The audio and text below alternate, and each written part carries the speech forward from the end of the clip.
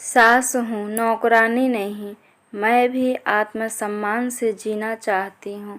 मनोरमा जी बाजार से सब्जी लेकर आईं और फर्श पर बैठते हुए अपने पति रामाकांत जी से बोली, आज बहुत थक गई हूँ। बाजार में इतनी भीड़ थी और गर्मी भी आज अपने चरम सीमा पर है। तभी उनके पति एक गिलास पानी लाकर देते हुए बोले, यह पी लो, थोड़ा राहत मिलेगा। मनोरमा जी के पति रामाकांत जी समझा रहे थे, इतना काम का भार मत लिया करो। तुम्हारे घुटने में इतना दर्द रहता है, पूरी जिंदगी तुमने रसोई में निकाल दी। अब तो आराम करो, बहू आकर काम कर लेगी। आप भी ना, आजकल की बहू को खाना बनाना कहाँ आता है, ऑफिस आने जाने में ही थक जाती है। हंसकर कहा, ठीक है, बहू को खाना बनाना नहीं आता, पर वह तुम्हारी मदद तो कर ही सकती है। तुम ही अकेली क्यों लगी रहो? वह आ जाए तब दोनों मिलकर रात का खाना बना लेना। रामाकांत जी ने समझाया, पहले तो तुम ठीक रहती थी, पर पिछले कुछ महीनों से तुम्हारे घुटने जवाब देने लगे हैं। आप माँ का प्यार नहीं जानते। अपने बच्चों के लिए वह कितने भी तबीयत खराब हो, कुछ भी कर जाती है। जब बच्चे उसके हाथ के बने खाना खाते हैं तो माँ को असीम सुख मिलता है। तभी रामाकांत जी बोले, और साथ में घुटने का दर्द भी मिलता है। इतनी देर खड़े होकर रसोई में काम करोगी तो दर्द ही रहेगा। अरे दवाई लेने का वक्त हो गया है। रामाकांत जी ने मनोरमा जी को पास बैठाया और घुटनों पर हल्के हाथ से मालिश की। शाम के 7 बज चुके थे। रवि और सुमन दोनों लोग ऑफिस से घर आ गए। सब्जी की थैला देखकर बहू बोली, माँ जी, 500 रुपये के नोट आपने सब्जियों और फलों में उड़ा दी। आपको पैसे देकर थक गई हूँ मैं।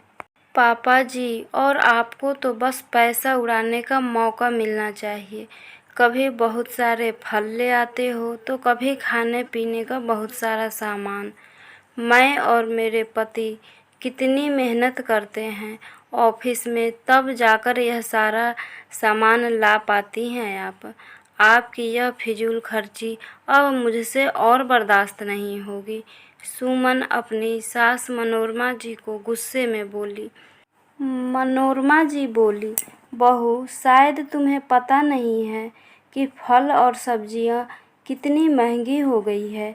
30 या 40 रुपये पाव से नीचे कोई सब्जी नहीं मिल रही है, जिसमें टमाटर तो मैं खरीद कर भी नहीं लाई, और फल भी बहुत महंगे हो गए हैं। और रही बात पैसे उड़ाने की, तो मैं और तुम्हारे पापा जी ही इस घर में नहीं रहते जो सारा सामान खा जाते हैं। तुम और बेटा रवि और तुम्हारे दोनों बच्चे इसी घर में रहते हैं, और यह सारी फल और सब्जियां घर में रहने वाला प्रत्येक सदस्य के लिए आती है, मगर तुम्हें सिर्फ मेरा और तुम्हारे ससुर का खाना ही नज़र आता है। जब भी मैं और तुम्हारे पापा जी घर में कोई भी खाने पीने की वस्तु लाते हैं, वह सभी के लिए होती है, और तुम तो अच्छे से जानती हो कि तुम्हारे बेटा और बेटी को फल कितने ज़्यादा पसंद है। इसलिए मैं रोज़ 2 प्रकार के फल ज़रूर लाती हूँ। बहू, तुम और रवि तो पूरा समय ऑफिस में रहते हो।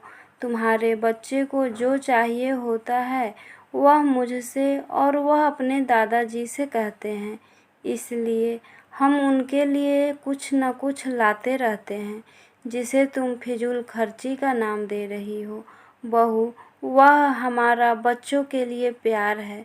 सुमन बोली, आपको मेरे बच्चों पर इतना प्यार लुटाने की कोई ज़रूरत नहीं है। पैसे पेड़ पर नहीं उगते हैं। बच्चे तो खाने पीने की जिद करते रहते हैं। इसका मतलब यह नहीं कि आप 500 रुपये मार्केट में उड़ा देंगी। और पापा जी को भी आजकल आप फल बहुत खिला रही हैं। अब उनकी उम्र हो चली है, इसलिए छोटी मोटी बीमारी तो होती ही रहेंगी। आगे से 500 खर्च करने से पहले थोड़ा ध्यान दीजिएगा। वैसे मैं एक काम करूँगी, कल से मैं आपको हिसाब से पैसे दे दिया करूँगी, क्योंकि आप यूँ फिजूल खर्ची ना करें। बहू के मुंह से कटु वचन सुनकर मनोरमा जी की आंखों में आंसू आ गए। वे चुपचाप सारी सब्जियां और फल लेकर रसोई में आ गई और शाम के खाने की तैयारी करने लगी। रामाकांत जी की भी तबीयत सही नहीं रहती थी आजकल, जिसकी वजह से उन्हें खाना खाने का मन नहीं करता था। इसलिए मनोरमा जी उन्हें फल काट कर दे दिया करती थी। यही वजह थी कि बहू सुमन आज मनोरमा जी पर भड़क रही थी। रामाकांत जी भी फल बड़े चाव से खा लिया करते थे, क्योंकि उन्हें खाना खाने की इच्छा नहीं होती थी। जब से रामाकांत जी रिटायर हुए थे, तब से उनके बेटे और बहू हर बात पर टोकते रहते थे और उनको हर बात पर नीचा दिखाने की कोशिश करते थे। यहाँ तक कि घर की ज़रूरत की चीज़ें जैसे फल या जूस के पैसे भी हिसाब से देते थे, जबकि दोनों वृद्ध पूरे घर परिवार के लिए सारा सामान लाते थे। सुमन खुद भले बच्चों और अपने लिए जंक फूड ऑर्डर कर लेती, तब उसे फिजूल खर्ची महसूस नहीं होती, मगर सास ससुर की लाई गई पौष्टिक चीज़ें भी सुमन को फिजूल खर्ची लगती। और जब से रामाकांत जी की तबीयत खराब हुई थी, तब से सुमन ने ज़्यादा ही रोक टोक करना शुरू कर दिया था, क्योंकि मनोहर जी से अब कोई भी काम नहीं हो पाता था। मनोरमा जी और रामाकांत जी सुबह शाम टहलने निकल जाते थे, क्योंकि पार्क में उनके हम उम्र के लोग आते थे और बातें करते थे, खूब मस्ती किया करते थे, तो उनका थोड़ा मन लग जाता था। सभी वृद्धों ने मिलकर तीर्थ यात्रा पर जाने की योजना बनाई। मनोरमा जी और रामाकांत जी भी खुशी खुशी घर आकर तीर्थ यात्रा पर जाने के लिए अपने बेटे रवि से पैसे मांगे। तो रवि बोला, कितना पैसा चाहिए? उन्होंने बोला, बेटा हम दोनों को जाना है, इसलिए कम से कम 50,000 रुपये तो लग ही जाएंगे। रवि आश्चर्य से बोला, 50,000 रुपया? मैं अभी आप लोगों को इतना पैसा नहीं दे पाऊँगा। आखिर मेरे अपने और बच्चों के भी खर्चे मेरे सामने पड़े हैं। सुमन गुस्से में बोली, बाबूजी, अब इस उम्र में आप लोगों को घूमने जाना है? चुपचाप घर में बैठिए और यहाँ बगल के मंदिर में ही हो आइए। तीर्थ यात्रा में जाकर इतना खर्चा करने की क्या ज़रूरत है? भगवान तो सब जगह एक ही होते हैं। बेटा रवि बोला, हाँ पापा, सुमन सही कह रही है। कहीं कुछ हो गया आप लोगों को तो 20,000 रुपये इलाज करवाने के लिए अलग से लगाओ। बेटा और बहू के लंबा चौड़ा भाषण सुनने के बाद दोनों दंपति अपने कमरे में चले गए। रामाकांत जी अपनी पत्नी से बोले, कैसा दिन आ गया है मेरा कि कहीं आने जाने के लिए भी बच्चों के सामने हाथ फैलाना पड़ रहा है। मैं पूरी जवानी बच्चों को पढ़ाने लिखाने और जिम्मेदारियां निभाने में गुजार दी थी, इसलिए सोचा अब रिटायर हो गया हूँ और साथ में सारे दोस्त भी जा रहे हैं, तो हमें भी यात्रा करने में आसानी होगी। मगर बेटे बहू को मंजूर नहीं है। कहते कहते उनके आंखों में आंसू आ गए और मन ही मन घुटने लगे थे। तभी उनकी पत्नी मनोरमा जी बोली, छोड़िए ना, फिर कभी चलेंगे। लेकिन रामाकांत जी के दिमाग से यह बात नहीं निकल पा रही थी कि उनके बेटा बहू उनके साथ ऐसा कैसे कर सकते हैं। रामाकांत जी ने धीरे धीरे खाना पीना भी बंद कर दिया। एक दिन मनोरमा जी बोली, आप पहले के जैसा हमसे बात नहीं करते हैं। ऐसा लगता है जैसे अंदर ही अंदर आप किसी बात से उदास हैं। कम से कम मुझसे तो बताइए, बता देने से आपका मन हल्का हो जाएगा। रामाकांत जी बोले, मैंने अपने बेटे को हर सुख सुविधा देनी चाहिए। जो मेरी औकात से भी बाहर का था। लेकिन आज मेरा बेटा मेरी इतनी सी इच्छा पूरी नहीं कर पाया। आज तक तुम भी घर के कामों में उलझी रही, इसलिए तुम्हें लेकर जाना चाहता था। मनोरमा जी बोली, आप फिक्र मत कीजिए। अगर आप खाना पीना छोड़ देंगे, भगवान न करे कहीं कुछ हो गया तो सोचिए मेरा क्या होगा। क्या मैं आपके बिना जी पाऊंगी। रामाकांत जी अपनी पत्नी की बात मानकर सुबह शाम टहलना शुरू कर दिया, खाना पीना भी शुरू कर दिया। धीरे धीरे उनकी तबीयत में सुधार आने लगा। एक दिन बहू सुमन ऑफिस से आई और हमेशा की तरह आज मुझे बहुत थकान आ रही है कहकर अपने कमरे में सोने चली गई।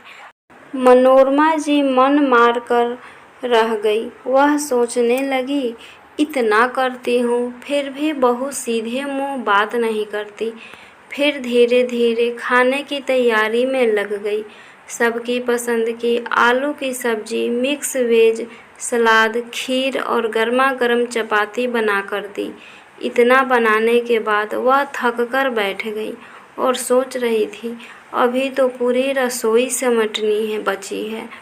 सब्जियां खाली करनी है, दूध को फ्रिज में रखना है, गैस और स्लेब साफ करनी है। यही सोच रही थी कि उनका बेटा रवि आया और बोला, माँ, यह कैसी सब्जी बनाई है तूने। आपको बच्चे का ध्यान रखकर मिर्ची डालना चाहिए। आप एक काम करो, बच्चों के लिए मोयन डालकर रोटी बना दो। बिना कोई जवाब सुने वहाँ से चला गया। रामाकांत जी पत्नी का दर्द समझ रहे थे, पर बेटा बहू को कुछ नहीं कह सकते थे। मनोरमा, तुम मेरी पत्नी हो और मैं तुम्हारा यह हाल नहीं देख सकता हूँ। तुम कब तक ऐसे ही उन लोगों की इच्छाओं को पूर्ति करती रहोगी। रसोई के काम बहुत होते हैं, खत्म नहीं होते। तुम अकेले ही लगी रहती हो, अकेले ही कॉफ़ी, दूध, नाश्ता, खाना सब बना रही हो। ऐसा कब तक चलेगा। इतने लंबे समय तक रसोई में खड़ी रहती हो, पैर कितना वजन सहन करेंगे। हाँ जी, आप ठीक कहते हो। बहू रसोई बना नहीं सकती तो क्या हुआ, समेट तो सकती थी, फ्रिज में सामान तो रख सकती थी। दोनों वर्किंग है तो क्या हुआ, अपने सास ससुर का ध्यान तो रख सकती है। कम से कम अपने बच्चों का खाने पीने का तो ध्यान रख सकती है। और मुझसे नहीं होगा, मैं भी इंसान हूँ, थक गई हूँ करते करते। ऑफिस नहीं जाती हूँ तो क्या हुआ, सारा दिन घर संभालती हूँ। तभी रामाकांत जी बोले, अब हमें ही कुछ करना होगा। अगले दिन बहू सुमन ऑफिस से घर आई तो देखा सास ससुर घर में नहीं थे। फिर रसोई में गई तो देखा कि खाना भी नहीं बना हुआ था। वह रवि से गुस्से में बोली, तुम्हारे माँ पिताजी के आजकल अलग ही शौक चढ़ा है। वह रोज़ टहलने जाते हैं, दोनों अपना खुद का इतना ज़्यादा ख्याल रखते हैं जैसे कि हम लोग उनका ध्यान ही नहीं रखते हैं। माँ जी ने आज खाना भी बनाकर नहीं रखा है। वे जानती हैं हम दोनों थककर ऑफिस से आते हैं तो आकर मुझसे खाना नहीं बन पाता। रवि बोला, यार सुमन, तुम मुझ पर मत भड़का करो। मम्मी खाना बनाकर नहीं गई तो उसमें मेरी क्या गलती है। आने दो मम्मी को, फिर मैं उन्हें बोल दूँगा कि हमेशा खाना तैयार करके जाया करो। बहू ऑफिस में दिन भर काम करती है और तुमसे एक खाना भी नहीं बन पाता। सुमन बोली, हाँ तुम तो बोल ही दोगे, लेकिन फ़िलहाल बाहर से कुछ ऑर्डर करो, मुझे बहुत भूख लगी है। रवि जोमेटो से खाना ऑर्डर किया। कुछ ही समय में ऑर्डर किया हुआ खाना आ गया। रवि, सुमन और उनके दोनों बच्चे खाना खाने लगे। तभी मनोरमा जी और रामाकांत जी भी टहल कर आ गए। उन्हें देखकर रवि बोला, मम्मी पापा, आप दोनों ने बहुत समय लगा दिया टहल कर आने में। मम्मी, खाना बनाकर जाना चाहिए था आपको, जब आपको देर से आने का इरादा था। हमने हमारे लिए बाहर से खाना ऑर्डर कर लिया है, आप लोग अपने लिए बना लो। मनोरमा जी बोली, बेटा हम भी आज बाहर से ही खाकर आए हैं। सुमन बोली, बाहर से क्यों? मनोरमा जी बोली, क्योंकि हमें भी तुम्हारी तरह बाहर का खाना खाने की इच्छा होती है। बूढ़े हो जाने का मतलब यह तो नहीं होता कि अब हम लोगों की उम्र नहीं रही या हम अपने शौक छोड़ दें। सुमन खाना छोड़कर उठ गई और बोली, माँ जी, आज आपके तेवर कुछ बदले बदले दिखाई दे रहे हैं। रामाकांत जी बोले, हाँ बहू, यह तेवर मेरी वजह से ही बदले हुए हैं, दिखाई दे रहे हैं। अब हम लोग तुम दोनों के साथ नहीं रहेंगे। हम लोग एक किराए के मकान देखने गए थे जो हमें पसंद आ गया है। कल से हम वहाँ रहने जा रहे हैं। मेरे रिटायर होने के बाद जो पेंशन मुझे मिल रही है वह बैंक में उन्हीं पैसों के साथ जमा हो रही है जो पैसे तुम्हारे नाम करना चाहते थे। मगर अच्छा हुआ समय रहते तुम दोनों ने अपना असली चेहरा दिखा दिया। मेरे पास इतना रुपया है कि बाकी का दिन अच्छे से गुजारा हो जाएगा। और हाँ बेटा, कुछ दिनों बाद हम तीर्थ यात्रा पर भी जा रहे हैं। तुम दोनों मुझे हर एक चीज़ों के लिए मोहताज बना दिया था। तभी मनोरमा जी बोली, बेटा, जिन बच्चों के लिए हमने अपना सब कुछ दे दिया वह तो हमें सम्मान नहीं दे पाए, उल्टा मुझे नौकरानी बनाकर रख दिया और हमें एक एक रुपया के लिए तरसा दिया। अब से मैं अपने पति के साथ आत्मसम्मान की ज़िंदगी जीऊँगी। और दोनों वहाँ से अपने कमरे में जाकर सामान पैक करने लगे। रवि और सुमन का मुंह खुला का खुला ही रह गया। अब वे सोचने लगे कि माँ पापा घर से चले गए तो मेरे बच्चों को कौन देखेगा, रोज़ रोज़ खाना कौन बनाएगा और सुमन ऑफिस कैसे जाएगी। यह सोचकर दोनों उनके कमरे में जाकर माफ़ी मांगने लगे। माँ, मुझे अपनी गलती का एहसास हो गया, मुझे माफ़ कर दो माँ, मुझे छोड़कर मत जाइए। मगर उन लोगों ने उनकी एक बात भी नहीं सुनी। वह लोग आत्मसम्मान की ज़िंदगी जीना चाहते थे, इसलिए उन लोगों से दूर रहना ही बेहतर समझा और 2 दिन बाद घर छोड़कर चले गए आत्मसम्मान से जीने, जहाँ किसी के ताने न सुनना पड़े। फ्रेंड्स, आशा करती हूँ यह कहानी आपको ज़रूर पसंद आई होगी। प्लीज़ लाइक, सब्सक्राइब और शेयर करना ना भूलें। थैंक